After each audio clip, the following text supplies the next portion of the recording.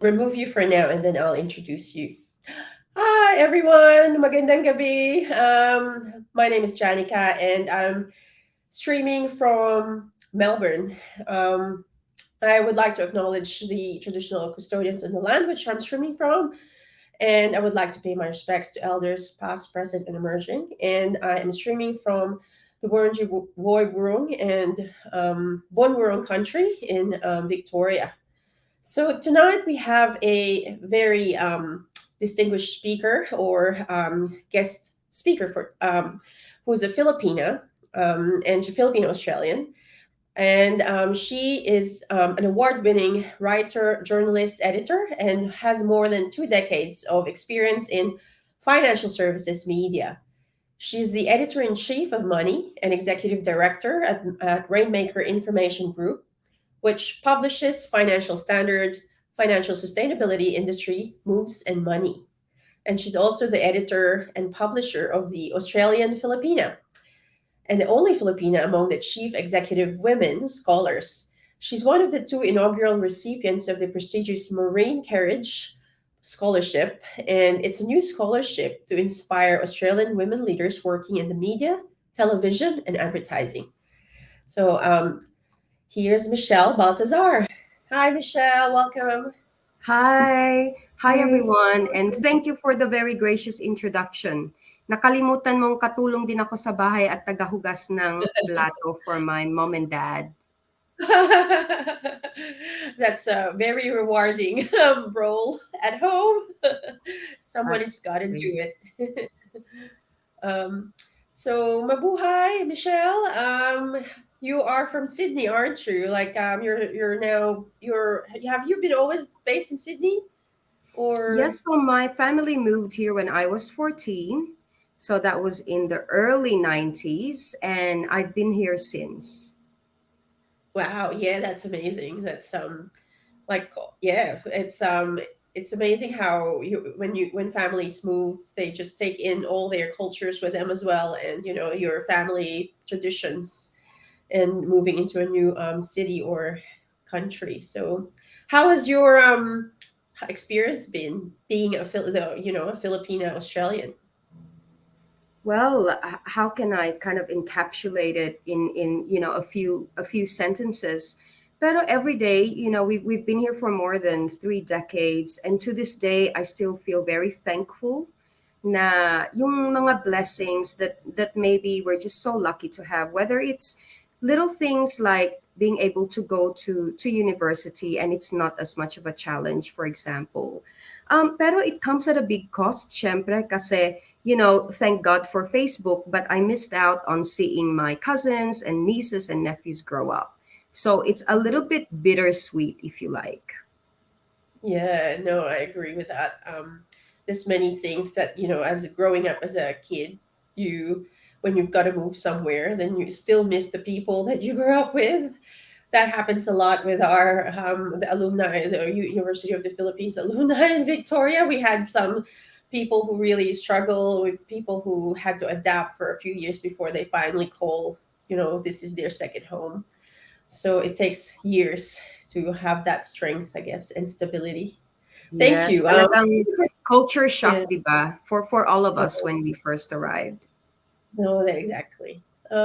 Well, tonight our topic is about financial well-being, and the topic is that I've put on is Maunlad o Mailap na Bukas, because a lot of us, well, from previous storytelling sessions that we had, and also previous live streams, um, there's some lack of kind of information or education about moving or settled or being settled in a new country, and how you actually navigate yung bang you have a future plan financially, and meron kang security for the future generations.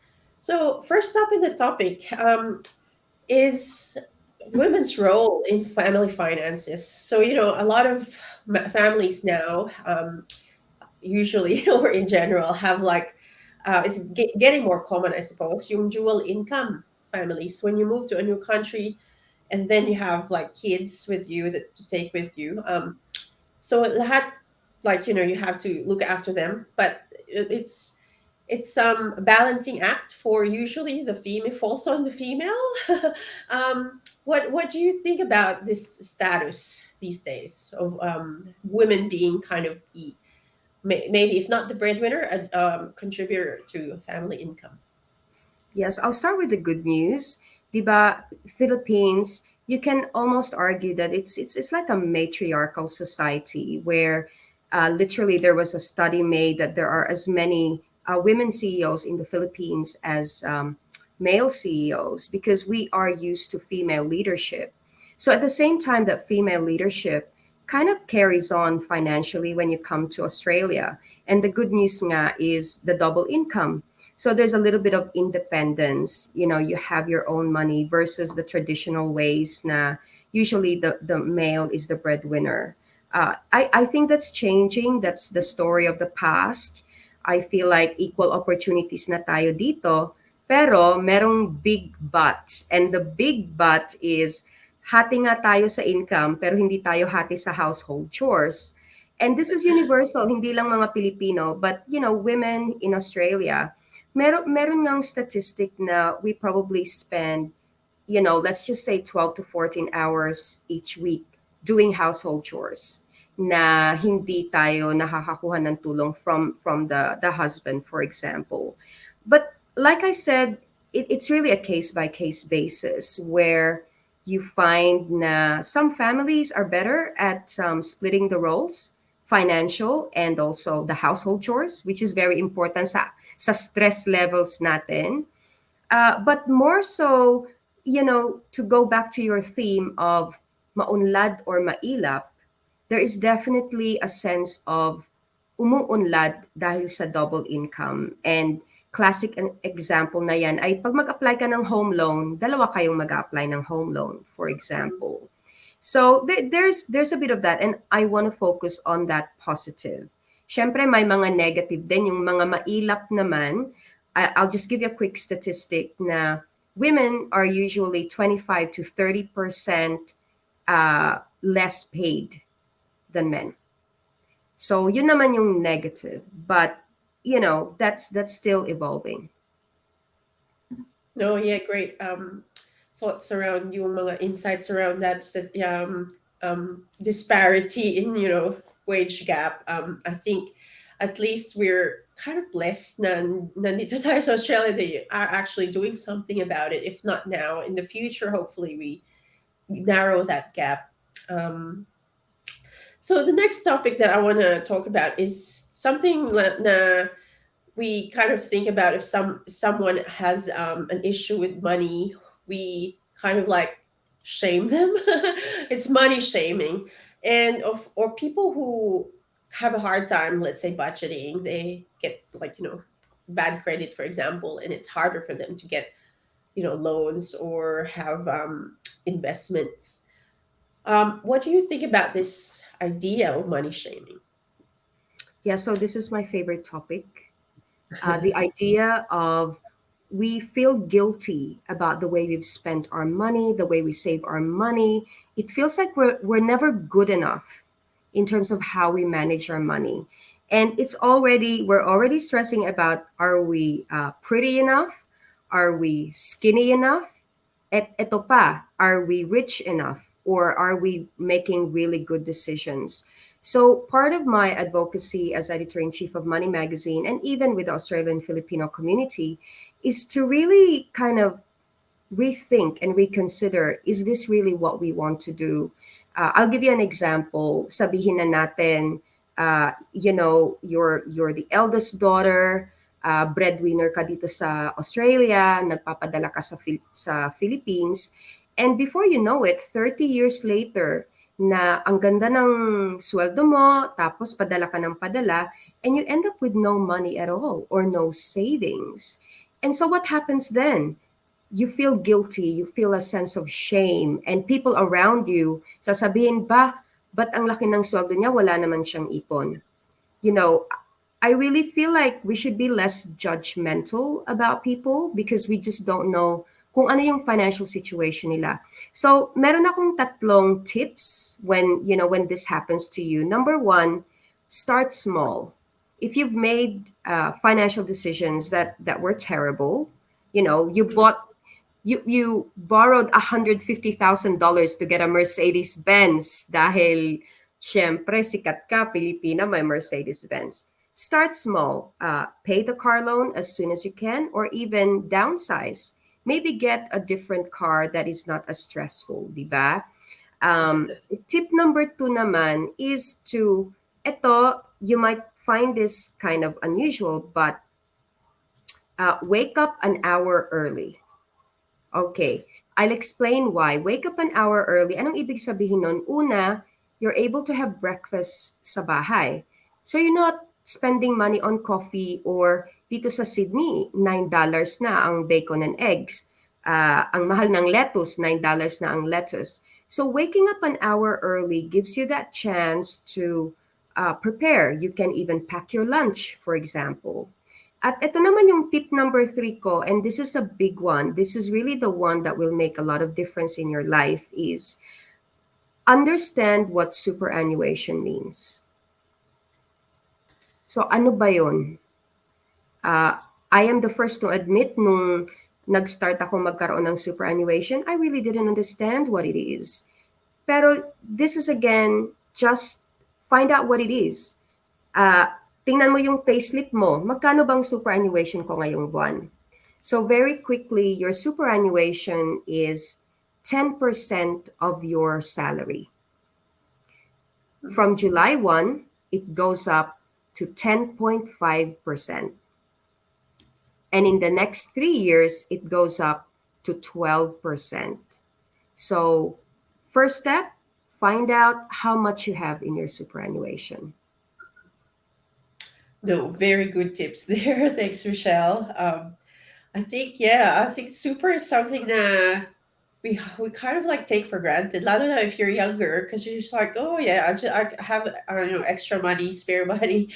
I'll splurge on some luxury items. I can afford it. But looking back, it's like maybe 10, 30 years later, it's like, oh, I should have put more to my super. It would have grown so much bigger when I put more in it. And yeah, no, thank you. It's really good to understand, how it works and what is the growth rate if you actually put more. So yeah, Mm, there you go. People who are watching or people who watch later, that's something that really we should look after. Oh well, you look after our finances. So there's been a lot of changes post pandemic, and this is something that we all kind of like getting back into the rhythm of work. Like now it's called hybrid working. Can you share us some of your tips, for example, in achieving goals, if not about wealth, at least for saving, for example, post pandemic? There's so many let's say job insecurity, job shortages even. So how do we manage this scenario? yes. You've raised a good point there, Diba, that you have two kind of opposite sides of the coin. There's job shortage or people losing their jobs. At the same time, malaki din ang job demand for certain industries, for example. So, kung nurse ka, in demand ka, di ba? Or if you are in the hospitality, waitressing, or being a chef, in demand ka rin. But other jobs, medyo tagilid. So again, gusto ko palaging three tips lang para madali lang kind of absorb. Pero mahaba ang listahan ko. I can go through.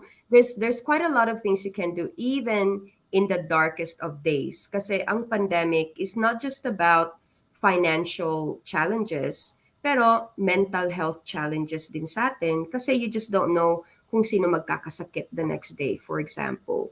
So yung una kong tip in terms of the pandemic is going back to your comment about job security is evaluate your job and make sure that you ask for a pay review. So get a pay review. Ano bang ibig sabihin ng pay review? Very different to saying get a pay rise. Kasi pag sabihin mong I want a pay rise, there's so many emotional kind of components doon, yung parang, oh my God, baka ano bang sasabihin ng boss ko, ganon. Pero yung pay review, it's kind of really reviewing the job. So it's reviewing the job and what is the expected salary for it. And again, ito na naman ako sa mindset, try and really think differently. So get a pay review. Tip number 2 sa mga kababayan ko na may home loans, pakiusap, mag-refinance na kayo. Kung it's been 3 years since you've looked at your home loan, it's time to review it. So, first of all, I'm not a financial advisor, so this is not personal advice. But it doesn't mean that you have to move, but it just means that you are on top of your interest rate. Bakit kamo? Number one, there are predictions na baka maging 5% or 6% ang interest rate. Imaginein mo, we're currently at 3%. Anong ibig sabihin nun? Kung ang mortgage mo ngayon ay 1,500, by the end of 2023, baka $3,000 na. This is a really serious time in terms of home loan repayments.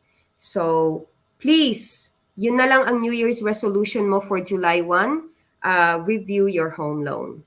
Ito naman yung number 3, para sa mga kababayan ko na hindi pa nag-i-invest.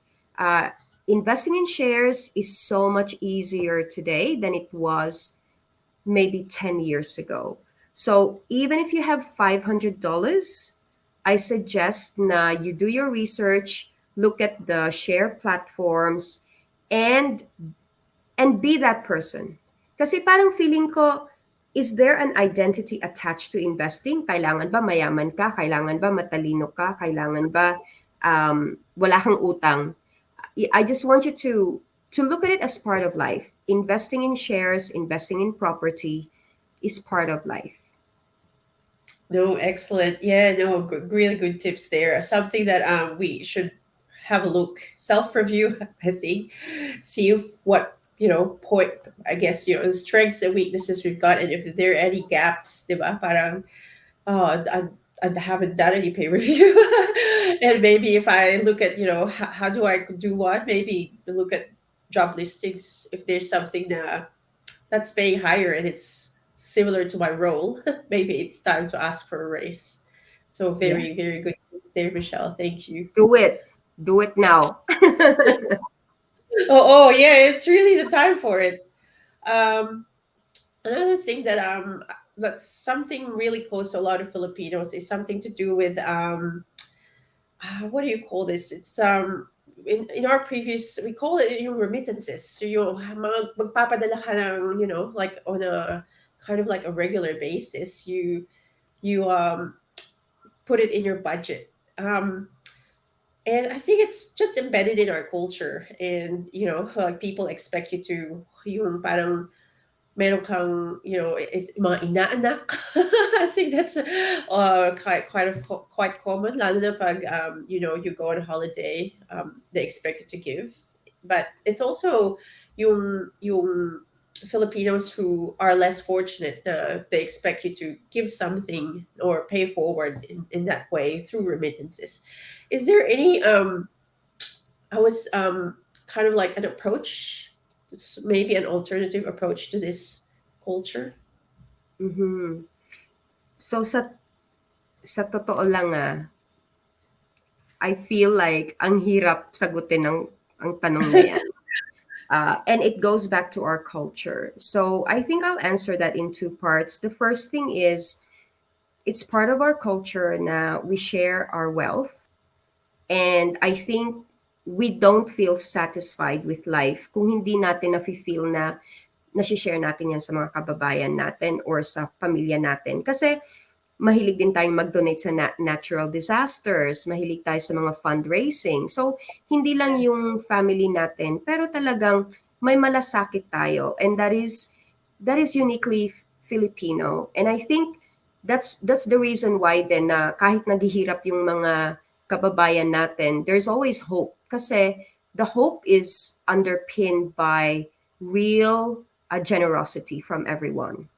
So, sa akin parang hindi ko kayang labanan to because the reason I say that is that if you look at other cultures, it's not actually a thing to send money on a regular basis, or even worse, to borrow money so you can send on a regular basis. So let me stop there. Uutang ka pa para magbigay ng pera. That is not a thing. And I think that is a challenge for us as Filipinos living in Australia. How do you navigate life as a Filipino na we are always giving versus dito sa Australia, syempre cost of living is going up, and so we turn to credit cards. Ayan, ang dali-daling kumuha ng credit card dito sa Australia, and before you know it, na-max out mo na ng $15,000, hindi mo alam kung saan pumunta, di ba? So I know that there is probably something like 9 billion Australian dollars have been sent to the Philippines. Maybe I've got that wrong, but it's a huge sum. It's a huge sum. And so imaginein mo yun, where is that coming from?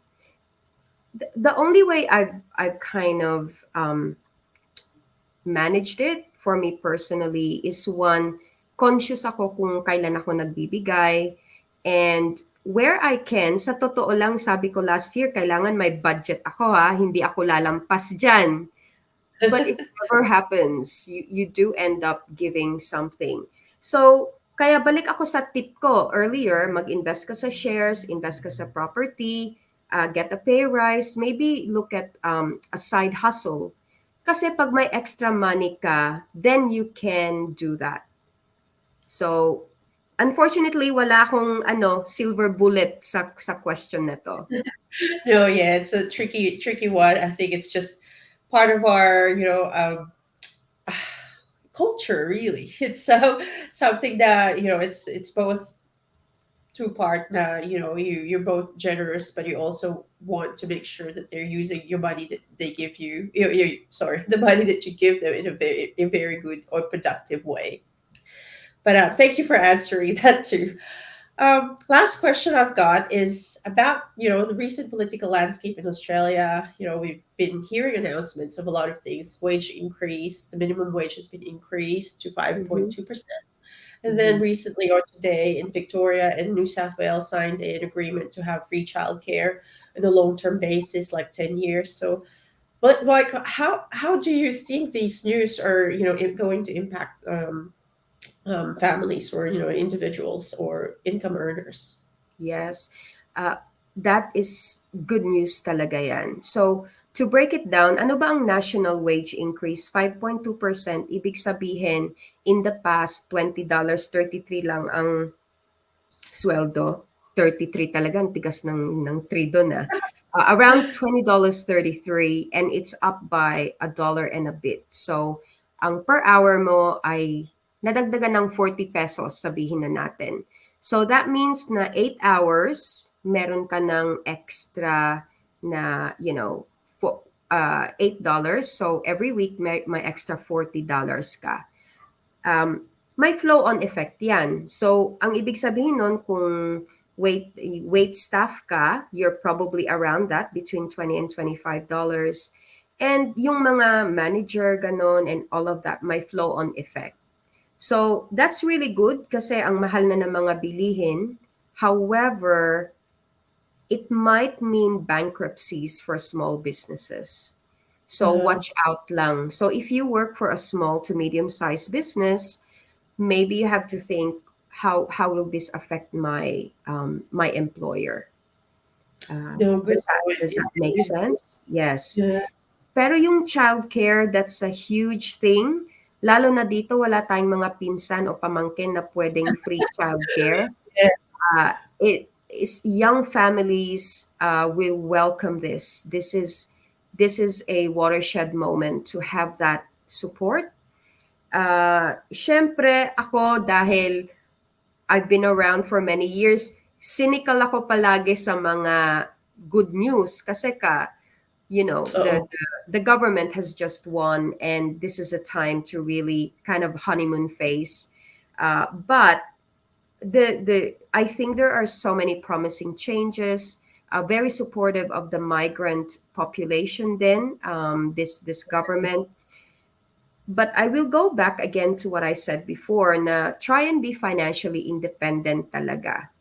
And going back to the refinance, something like pag ma-negotiate mo lang ng minus 0.25% yung interest mo, you can save anywhere between 20,000 to $50,000 over the life of your loan. So, importante yon. But I Yeah. expect more good news to come about the government and all these tax benefits. Pero pahabol ha, meron kasi akong gustong i-share na Uh-uh. hindi alam na lahat ng tao. Have you heard of the Lamington offset? No. Lamington. But you know what a Lamington is, right? Yeah, yeah, the sweets. Yes, yes, with coconut flakes on Oh, top. yeah, yeah. So the Lamington stands for low to middle income tax offset, LMITO. But if you earn less than $90,000 or thereabouts this financial year, you can claim $1,500 bonus when you get your tax. Um, you know, immediately. So that's an instant $1,500. At ang tawag dyan ay yung cost of living rebate na bigay din ng gobyerno. So if you earn more than 90K, halimbawa up to 120, meron ka pang makukuha $600, $300. Pero the sweet spot is under 90,000 ang sweldo mo, meron kang $1,500 by end of It's June. oh wow, good news for people who are below, the threshold that the government set. So yeah, 1,000 is a huge amount to get. Like, imagine like how many people receive it in like millions or billions maybe. So Yes. Wag lang sorry, it's ipadala in sa Pilipinas lahat, ah. millions. Sorry, Michelle. I was just going to say, just don't send all of it to the Philippines. Like, set aside some for your savings. Yeah, no, just the concept of budgeting, I suppose. Like, you definitely look after yourself first, diba? Parang you don't if for survival you look after yourself. That's the main rule, I think, that we all have to apply. Well, it's been a nice evening chatting with you, Michelle. I think I've got one comment from Kate. So when we were talking about super, she talked about super can also work to fund your insurance. So you should definitely get one. Yeah, that's a good point. It ties up with insurance. So yeah, I think it's this is something about life insurance, or yeah, I think it's about that. So that's good. And I Yeah, think it no, also, yeah. Sorry. yeah, no, I just said that is a really important point. So thanks for sharing that, Kate. Yeah. Yung insurance cover is part of your super and you pay for it. So it is part of the fees that you pay. Pero not a lot of people know that. So if they have an accident, they should go check with their super fund if they can claim. And also consider income insurance then, which is when they cover you in case you lose your job. But that Oh is yeah. that is a really good point. Yeah, the total permanent disability TPD insurance, I think. Is that the one? Or yeah, death and disability. So certain aspects of your life as you move in different phases. So it's all Yes. covered. Knock on wood na ako ngayon. Knock on wood. Yeah. But I think, yeah, the very good points and tips that you've given us. It's something that we all have to kind of practice as we move on different transition life phases then. So thank you for a very good evening and Thank sharing you. your knowledge and insights on all these financial matters. So um, well, have we got any other comments? Not at this stage. So if people want to send some comments to Michelle, you can type it in later. I'll share the comment to her as well, so we can put a response at the end of the interview or later on. Um, well, good evening, Michelle. Thank you for tonight. I hope you had fun as well. I did have fun. It's so much stuff that we can really internalize and see what works best for each situation. So magandang gabi.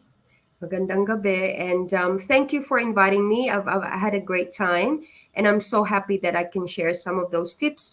Sana naman makatulong kahit konti. Definitely. All right. See ya. Bye bye. Bye.